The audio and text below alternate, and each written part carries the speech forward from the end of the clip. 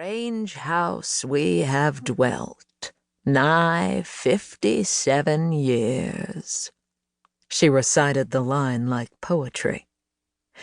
My husband moved me in as a bride, and we've never left. Pausing, she gazed around. It may seem strange, given the circumstances, but it's turned out to be a lovely life.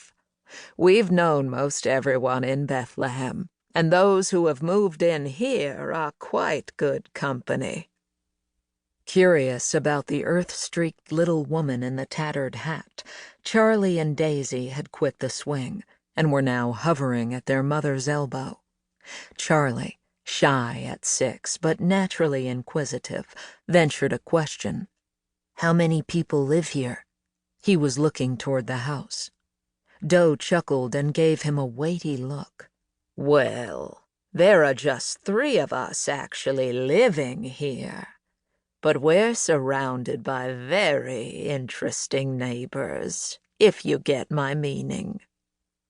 Increasingly uncomfortable with the slant of the conversation, Joanna tilted it in a more corporeal direction, drawing a handkerchief from her pocketbook to scour at a scuff of dirt on Daisy's knee.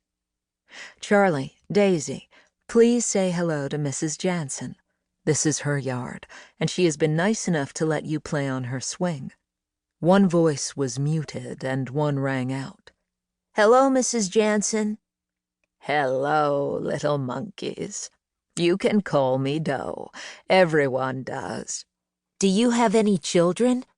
Daisy, she of the bold approach, was hoping to find a friend, Joanna knew.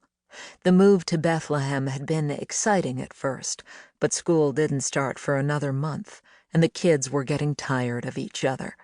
Their only other playmate over the past weeks had been Harriet, the maid. Dear old Harriet. If she was tired of pretending to look high and low for them as she dusted and polished, she hadn't let on. Our little girl is all grown up and moved away. As Doe gazed at the swing, a shadow drifted across her face. Her daddy rigged that up, I guess it must have been about 50 years ago. But our grandson Daniel replaced the ropes this year." Her expression brightened. "I think that old swing is happy to feel the weight of some real children for a change, and not just that sweet little red-headed fellow who is nothing but air." Charlie and Daisy were speechless, staring at the woman with expressions that swung from suspicion to wonder. A little warning signal flashed in the back of Joanna's mind. Bats in the belfry. "I'm sure Mrs. Jansen, Doe, is joking," she said evenly, hoping the woman would take the hint and stop sowing nightmares. But Doe continued with breezy aplomb. "Oh, but I'm not. We have all sorts of souls wandering around here.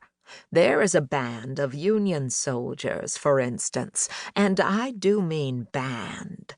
Drum, bugle, banjo. They can make quite a racket." She paused for a beat, looking over at a section across the way. "It's lovely, though, when the young fellow from Easton plays his harmonica. Oh, Shenandoah, I long to hear you." Her voice piped out in a warbling vibrato. Now Daisy was rapt, begging for more. "Who else do you see? Are there any more children?" The macabre implications didn't even register, so giddy was she at the prospect of meeting some new friends. Charlie, however, couldn't hide the cloud of anxiety that drifted across his face. He made a sudden scan of the surrounding headstones, and his hand snaked into his mother's as he pressed against her hip. "What's this over here?" Joanna was on her feet in a preemptive strike, taking the children in hand to a neighboring headstone, where a small ceramic dachshund stood sentry. As distractions went, it was somewhat uninspiring.